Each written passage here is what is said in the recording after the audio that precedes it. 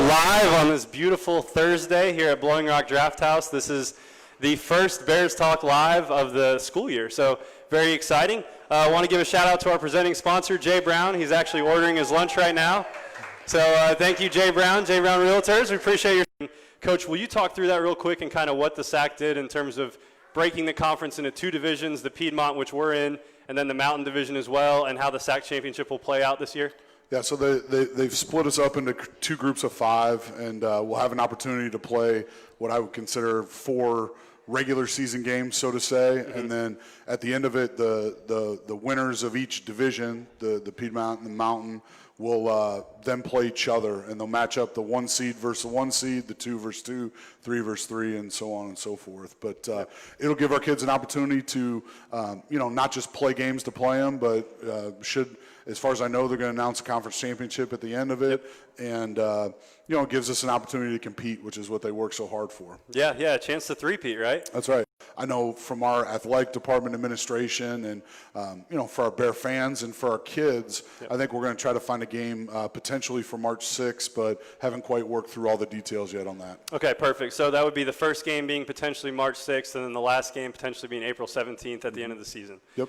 Perfect. I think that's good for everybody to know. And then we did get a question from a Bears Club member for Bears Talk. Why is the conference going with such an abbreviated season? I think everyone kind of wants to know.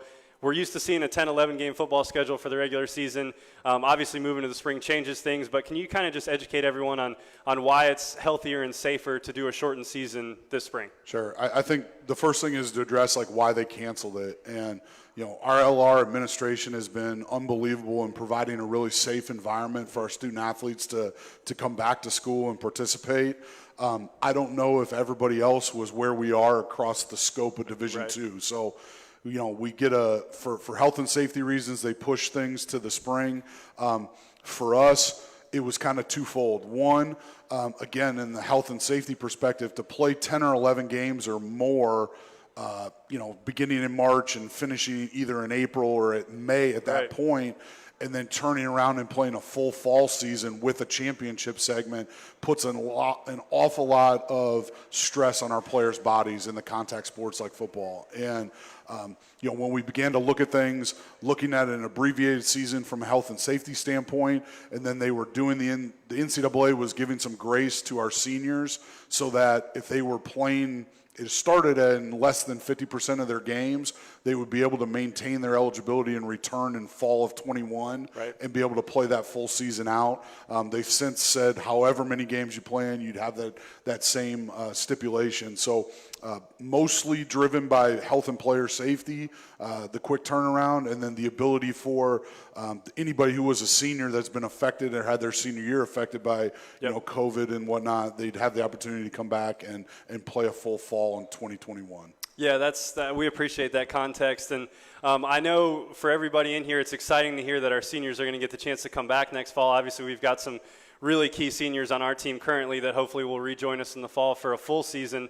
Kind of talk to you, just because I'm sure some people are curious, what challenges does that present you and your staff in terms of recruiting when you're trying to balance bringing back seniors who you figured would be gone at that point, having their scholarship money back? What kind of challenges does that present you guys in terms of recruiting? Yeah, I think one of the people maybe most affected by all of this may be the group of 2021 freshman class, because what it'll essentially do is 4 years from now we're going to have what was 2 freshman classes kind of in the same calendar year because of everybody's ability to maintain eligibility. And so when you have scholarship allotments and things like that, you have to balance your roster needs with wants and as well as money and things like that. So just balancing things out, making sure we meet our needs as a program, making sure we're within the confines of the NCAA parameters on that. But those are the greatest challenges, just how to balance the roster, how to stagger maybe redshirting some more kids now, things like that. But I think those will be, I think down the road is where you'll see it mostly affect us. Perfect. All right, let's talk a little football before I let you go. Practice officially starts tomorrow, correct? Sir. And but we've been doing workouts and some other things kind of in an abbreviated, smaller group setting over the last couple of months. What have you seen in those workout environments that you've liked or maybe even haven't liked? And then what are you hoping to see as practice officially kicks in tomorrow? Sure. So what we typically would have available to us in the spring, which is 15 practices and a couple scrimmage opportunities, is what we're calling fall ball now. And fall ball will begin tomorrow, like you said. It starts off with a couple helmet practices. I think the biggest thing I've seen out of our kids is, one, they definitely have a solid work ethic, and two, just their resiliency. Like, you know, as much of the world's gone through some of this stuff with the global pandemic, their ability to, you know, safely return to campus, to do things that are atypical of college students, which isn't be around each other a lot, right. which is the masking protocols, the separation. You know, we do a lot of meeting in football, and to have to transition a lot of those meetings to a Zoom or a digital format have been challenging, but they've met all that stuff head on, and they've done what they've needed to get to this point where we're able to go out in the field and practice. So their resiliency and their hard work. I think the biggest thing is you know, I've been here 10 months now almost, and I haven't seen a padded practice. So we look great running around in shorts. Again, they're athletic, they're coachable, but I'm anxious to see people actually hit each other. The physicality portion of the game is something that I haven't had an opportunity to witness in person, and that's probably what I'm most anxious about next week. Awesome. Yeah, I think we're all excited to have some action back with the pads and everything like that. And it's really great news that we're just going to see people line up and play some actual football against some other teams in the spring, even if it is a shorter version of what we would like to see. You touched on the COVID piece. In terms of what challenges that's presented, I mean, you're talking about a group of 18 to 22-year-olds. I was 18 and 22 years old at one point. Like, it's hard to not be around your friends. I still act like I'm 18 a lot of the time. But what would you say have been the biggest challenges with that? And you touched on it, but do you think the guys have responded well to what we've asked them to do? Yeah, I think the kids have done a great job. I think for us is just we have the single largest roster of any sport, and most programs across the country are that way. So, you know, we have 140 kids that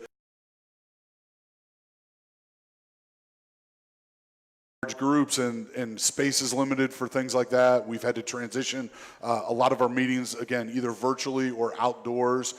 So we haven't met maybe quite as much as we normally would on certain things, but I think that's been the biggest challenge. And then just staying on them about the masking and all that little stuff. Of course, yeah, constant reminders, right? Absolutely. So, all right, we got a fun question for you to wrap things up for you before we bring on our new head women's coach, Graham Smith. So this is sponsored by Cars Plus, so it's got to be a Cars Plus type of question. Gotcha. Coach, what has been your dream car? Yeah, I used to love those sports cars, you know, like the Lamborghini Ferraris, but as I've become wider in my older age, they're tougher to get into. So, you know, I definitely, you know, some sort of either truck or, you know, like a Chevy Suburban type situation would definitely be our dream car right now as a family. I got two little guys. My wife packs a lot of stuff, so I need room for all that. I like it, man. You're thinking from a family perspective instead of a personal perspective. Yep. I appreciate that about you. All right, let's hear it for Coach Mike Jacobs. And we're going to take a little break here while Coach Smith comes up here and sanitize the headset. But thank you, Coach. Appreciate it. Thanks, guys. All right.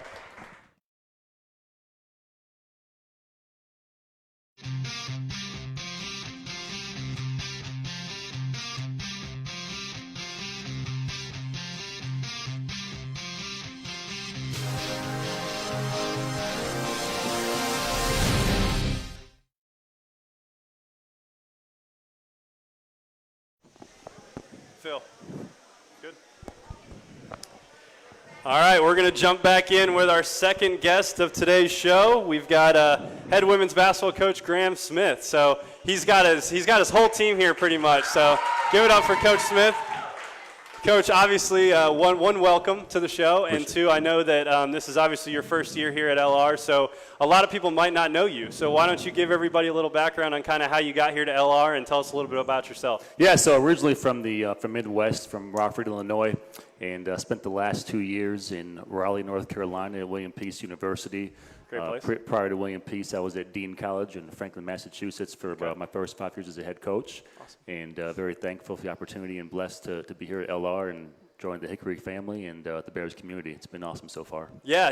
Elaborate on that if you could for us. How has LR been for you guys so far? And you can be honest, even though we're live. You know, how have you liked LR so far? You, your wife, your dog, poorly named dog, but dog nonetheless. how have you guys enjoyed your time at Hickory so far, and what have you seen from the LR community and fans in particular? Yeah, the biggest thing has been just the welcoming and the support from everyone, from faculty, from staff, obviously the athletic administration. Obviously, we have a great group of young ladies that we're blessed to work with each and every day. Have an awesome staff that I'm able to work with, and they're here to support us as well. So just thankful for the opportunity to be here. Hickory is an awesome town, and just the support from everyone is really fantastic. Awesome. Well, hopefully you'll be around for a while then. That's the plan. That's the plan. I like it. So basketball season officially starts on November 21st. Playing Queens, very exciting. You guys are going to be the first team to actually officially bring Bears athletics back, you know, in terms of actually playing a live competition against another school. So how exciting is that for you? No pressure, you know, being the first game, but how exciting is that for you guys and your team to be that one that welcomes it back officially into our kind of community and our environment? Yeah, we're super excited to get things kicked off for this year. Obviously, to be the first team to play a home game is super excited for us. So we want to do a great job to be able to come out and represent our program well and represent the athletic department well and just represent LR the best way possible and put out an exciting group and an exciting brand of basketball. Yeah, awesome. Can you speak to that a little bit? What's kind of your style of play? What are your teams? What's your team mantra? What does your team kind of like to resemble itself after? So we're going to be a passionate team. We're going to play with a lot of heart, with a lot of energy, with a lot of excitement, enthusiasm. You know, we're going to do the basic things better. We talk about DBB, do basic better, and so mastering the fundamentals. But we want to play an up-tempo game. We want to get after it. Play 94 feet. Play great defense, and get out and run in transition and score baskets. Awesome. It's going to be a fun way to play. A lot of points, huh? Hopefully that's the plan. Yeah, if things are going well. Yeah, that's right. Exactly. That's great. Awesome. So, and you can single any one of the ladies out if you want to, but what have you seen so far in workouts and shooting drills and things that you guys have been allowed to do that you've really liked or if it stood out to you? I know we've got a lot of returners, but also a lot of people coming in, a lot of freshmen coming in the mix as well. You got a big roster. So kind of talk through what you've seen that you've liked so far and maybe some areas of improvement. Yeah, so we've got 13 returners this year, led by 3 of our seniors, Kennedy Waite, Olivia Nunn, and then also Addison DeLucas. And then we've got a large incoming freshman class as well with a couple transfers. And so a very diverse group, but a lot of talent, a lot more depth than I've seen in the past here. And so we're excited about that depth that we have.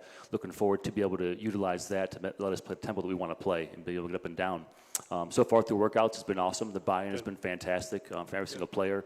We've really encouraged them to just buy into our culture and to our vision. If they can do that, we can work with that and get forward on the right track and have success moving forward. Awesome. I know with those returners that you touched on, you also do have a large incoming class, and obviously that'll probably happen as you continue to get your team settled here. Touch on maybe some of the exciting things that you've seen from that incoming talent that you mentioned. Just once again, the buy-in. They've been working extremely hard, whether it's through conditioning, through individual workouts, or through our small group team practices. Just the level of commitment that they've had so far, day in and day out. They're not settling. We're striving for perfection each and every day. It's going to be tough to obtain perfection, but if we can strive for that perfection, I believe along the way we're going to obtain greatness and excellence. And if we do that, we're going to have success. And so far, we've been delighted to see that with them. Awesome. Do you want to touch a little bit on your assistant coaches as well? I know you've got a great associate head coach that we're lucky to have here as well. Do you want to touch on them a little bit? Yeah, so we're proud to welcome, obviously, Audrey Timmerman, who spent the last 7 years at Belmont Abbey as our associate head coach, and then also Peter Herron, who was actually a student athlete at Belmont Abbey, and he's one of our other assistants. And so they've been doing a great job as far as just being able to trust them for their leadership and their buy-in as well, and just establishing that culture from the top down. I think our players see that. They believe in us. They buy in. They support. And it's just, from the top down, it's been incredible so far. Awesome. Yeah. All exciting news. All right, so now you get the same fun question. I hope it's Lenoir, and I'm sure they'll hook you up. So nice little plug right there. Yeah, exactly. Question sponsored by him. Got to give him a shout out. Well, Coach Smith, let's hear it for you. We appreciate you joining us, man, and good luck while you're here. Thank you. Thank you. All right, we're going to take another short break, and then we'll bring on Coach Sullivan, our head men's basketball coach. Thanks, Coach. Thanks.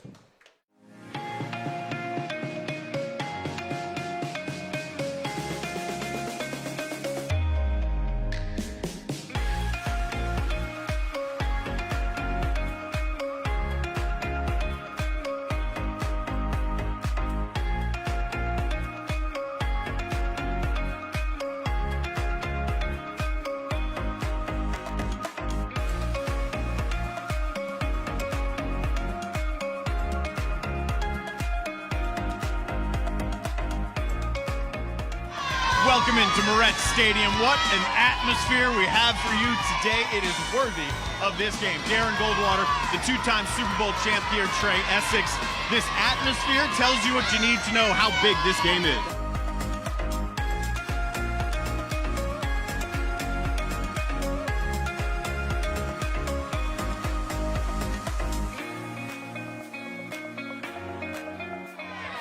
Fans were here really filling two of the parking lots before I showed up, 2.5 hours before the game.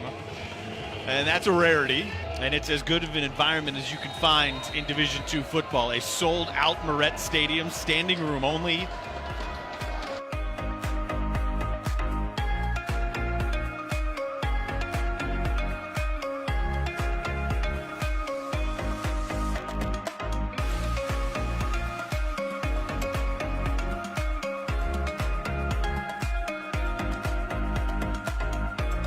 All right, we are back. We had a long LR commercial, but you can't say too much about Lenoir-Rhyne, so it's okay. We got Coach Everett Sullivan, our head men's basketball coach, on. If we can give him a warm welcome to the show. Thank you. Awesome. And Coach, before we get started, I'm going to give another shameless plug to Jay Brown Realty, for being the presenting sponsor of the Coaches Show. Thank you, Jay. Appreciate it, Jay. All right, Coach, let's get started, man. Hold on, before we get going. Go ahead. All right, so I wanted to congratulate you on your new position. All right, you are now an analyst / announcer. Congratulations. I've never seen you in this role. Doing a great job. Keep it up. Thank you. It's early. I've got plenty of time to screw this up, but I appreciate that, Coach. All right, I appreciate that. Before we get into basketball, I know everyone wants to talk basketball. I want to talk a little bit about something that you've been very influential in starting at Lenoir-Rhyne, and that's the Diversity and Inclusion Committee. You and Jennifer Want to communicate, and you want to educate those and try to figure out ways to be a change. So basically, Kim put the committee together. It's a diverse group of coaches and student athletes within the LR community that are going to basically assess the climate, not only in athletics but across campus, and make sure everybody's kind of getting treated fairly. If there's any opinions about things that may need to change for the better, we're already in a good place. I think everybody can look themselves in the mirror and say, hey, there's some things that have been brought to light that maybe I got to change my perspective on. So we're just coming together, collaboration effort to kind of make some positive and influential change across the campus. Yeah, no, it's fantastic, Coach. We appreciate your work on that. All right, jumping to basketball. Do you know how much of your returning scoring is coming back this year? No, but I know this. Me, you, and 3 people from the audience can go out and beat them right now. We are in no shape. We have no fitness. I know that. Well, we're pretty good, though. Yeah, so, hey, listen, I may get hurt. We just need a sub. But we are in no shape right now. Not only has COVID really impacted everybody, it's impacted our fitness. We got a lot of work to do. So I haven't looked at the numbers, to be honest. Well, I have, and maybe I shouldn't be bringing this up now, but you have 98% of your scoring from last year back. Somebody told me that. So that's exciting. Yeah. I mean, that's exciting to have that much of your team returning from last year, and obviously we were right there in so many games last year. So to have everybody coming back after that experience last year, that's at least got to be promising, right? No, it is. We've talked about it as a staff. It's encouraging. We're in a sticky situation. Like, do you play not knowing? If you look on TV, on ESPN, like football teams are canceling games before they even get close to Saturday. Right. So you got a group a special group. It's hard to get this group. We've built them. They've worked. They've really earned the right to compete for a championship. Our goal is always to hang a banner in Schufert.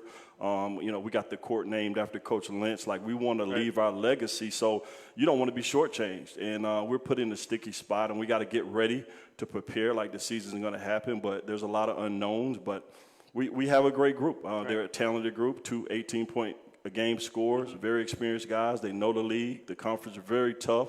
But we have a lot of work to do. Nobody's going to give it to you, and there's a lot of teams that's kind of been at the head of this conference in terms of basketball, and we're looking to knock them off. So we have a lot of work to do. All right, and that starts November 21st against Queens. Obviously, they've always got a good team, but in the last 2 years, we've been fortunate enough to beat them 3 times. So what do you expect in that game to be like? If you can give us a quick preview on that. Queens is, we've always matched up fairly well to them, but, now with the changes, it's going to be different. Fitness could be the number one key going into the season. What team is in the best shape? 2, we do have our roster together. We understand how we're going to play. We're a very unselfish team. We're going to play. We're going to play together. We're going to get back in transition and try to make teams score hard, tough twos against us. And we're going to shoot the 3 ball. Hopefully our bigs can get a little bit better on the interior and be a little bit more efficient, and we can get to the free throw line at a little higher rate. But other than that, I think we match up well with any team in the league, and it's all about us. I don't know how much it is about them, but we have to get ourselves prepared to be the best that we possibly can be. Yeah, that's great. So we talked about the fact that you have a lot of people coming back, a lot of talented players coming back on this roster. Talk to us a little bit about your incoming freshman class and what you hope, with that much coming back, what you hope to see from them or have them contribute during the season. Well, no slight to any other the freshmen. I think last year we had a special freshman class. We had 2 all-conference freshman first-team all-conference players with Cooper and Zim. This freshman class is as talented. Now, is there going to be room for them to play? I don't know. That's going to be conversations that we'll have to have in the office. But we've built it. We said that we wanted to be set. We wanted to get LR basketball sexy, and I did it with some transfers. I brought in transfers. We made a great run. We won 21 games when they became seniors and made that run into the NCAA. From that point on, I wanted to build a program. I wanted the culture to represent what I wanted it to represent. I wanted the guys to really grow and develop. And I think we're to the point, and that poses a problem for the freshmen. Now they have all these experienced guys who understand how to play. And the only thing the freshmen have on these older guys is they're probably better fit. They're more fit, but they don't know what they're doing yet. So they're talented. Armand Muldrew, he's from Raleigh area, very talented. Tim Steele, a shooting 5-man that can really stretch the floor. Sal Wilson is from Louisiana, Baton Rouge area, and then Percy Fowl is right here from Charlotte, went to Mallard Creek. He's more like a Wana, a bouncy, athletic. He probably has a couple years ahead of him, but a bright upside. He's probably our most athletic big at about 6'7", 6'8" on the floor. Awesome. That's good to hear. So this is, not everyone may know this, but this is the 100th year of Lenoir-Rhyne basketball, which is pretty exciting, pretty cool.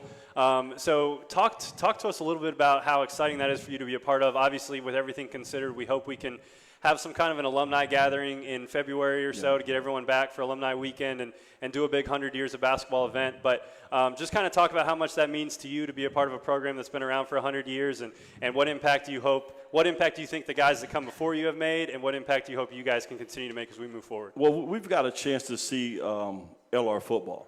Like, LR football is a great example of what tradition means, playing between the bricks. And when they had their 100 years of football, I think it was last year, am I correct? Yep, correct. Unbelievable support. And not only did they have the support, they had an unbelievable season. So they hit a home run. They put 2 and 2 together. Yep. We want to do the same thing. I think the issue with basketball is because we're split between semesters.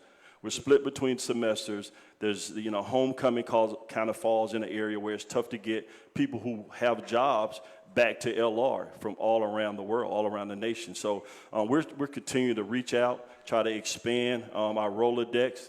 Young kids don't know about Rolodex, but expand our contact list. Yeah, hold on, what's a Rolodex? Y'all have to Google that. Okay. Go Google Rolodex and see if you. But we're trying to expand our contact list so we can reach out to as many LR basketball alums out there, get them engaged. Our staff has done a great job of getting guys engaged, getting them back to campus. We've grown our numbers within our 6-man club each and every year, giving them something to come back for and be proud of, because that LR basketball has a rich history in terms of the basketball world and being in. We've been in a couple different conferences, but a lot of great coaches, a lot of great players, a lot to be proud of, and we're excited about it. And that's another reason the year is going to be challenging. You want your 100, you want to play. Yeah, you want to play, but you want to play your number of games, a full season, and you want guys to go out and have fun and play the way they know they're capable of. So 100 years of basketball, we're excited about it. We're going to represent it. We're going to have some T-shirts and some things done to kind of salute and just kind of give the credit where the credit should be given to the guys who have laid that foundation for the players that playing. Every time they step on the floor, they're looking at those banners up there. Right. Those are the 100 years of basketball. So we got to come out and represent the right way, and we're excited about it. Definitely. And second to last question for you. I know you touched on the lack of conditioning, but same question I have for Coach Smith and Coach Jacobs. As you guys are starting to ramp things up over the next, really for you guys, I guess it's less than 2 months. What are you hoping to see from the guys in terms of taking that next step and being ready to go on November 21st with everything that they've gone through up to this point? I think in our last couple workouts, I've just really encouraged, let's try to get 1% better, 1% better. It's so hard as a coach when you've won, or a player and you've won. You sometimes get ahead of yourself and you want to get to the championship game. Sure. But you don't understand all the work that has to be done to get to that game. And I'm just trying to not get ahead of ourselves. Let's focus on fitness. Let's work on details. Let's work on communicating, effort, energy, all those things, putting them all together and get that 1% better. And then tomorrow, can you bring that same mentality, that same focus? The great football coaches are all able to do it. The great basketball coaches are able to do it. That's been something I focused in on the off season, is like stop stressing and putting any anticipation toward winning a championship. That's going to be the byproduct of the work that we're doing. So we're just focusing, coming in with the right mentality and really putting in that effort and that energy. Love it. That sounds awesome. I want to close with the same fun question that I gave the other two coaches, sponsored by Cars Plus Lenoir, great partner of ours. Coach, what is your dream car? Dream car. So I've had 2 cars that were dream cars that cost me a lot of money in payments. So I had a BMW 540 and I had a Lexus. I love both of those cars. I would take them again today, but I got a family now, so I'll take any SUV. Any SUV. You guys had very similar answers when it came to that. Yeah, I'll take any SUV. We can get the family in there and we can go to the app to Boone or something and hang out and have a good time. I love it. I love it. That's great. Thank you, Coach. Thank you. Shout out for Coach Sullivan. Appreciate you joining us, Coach. No, thank you. And you can hang out up here while I close this out. No, I appreciate it. This is all you now. Okay, all right. All right, thanks, Coach. All right, so I'm going to, as Coach exits stage right, I'm going to talk a little bit about some upcoming events we've got coming up. The first one is a golf outing that will go to support our LR football team. That is happening on October 21st out at Rock Barn. So if you want information on that, reach out to Tanner Hardy, who's a part of our staff. Should be a really fun day out at Rock Barn, raise some money for football. So if you guys want to be a part of that, let us know. And then we've got our Bears Club silent auction coming up in November. That will take place online November 3rd through November 15th. We'll have a bunch of awesome items. Wish we could be doing that in person, but obviously with everything going on, we're going to hold it over the course of 2 weeks on the internet. So log on to that, bid on some cool items. Basketball obviously starts in November. November 21st will be our first athletic event of the year. And then this Sunday, make sure you tune in and watch the Patriots and Kyle Duggar. He's been playing really well, and we want everyone to be watching him that can be. So shout out to Kyle Duggar there. Well, thanks everybody for coming. Jay Brown, thank you again for being here and for being the presenting sponsor. Thank you to Blowing Rock Draft House for allowing us to do this here, and we'll see everyone next Thursday at 12:30.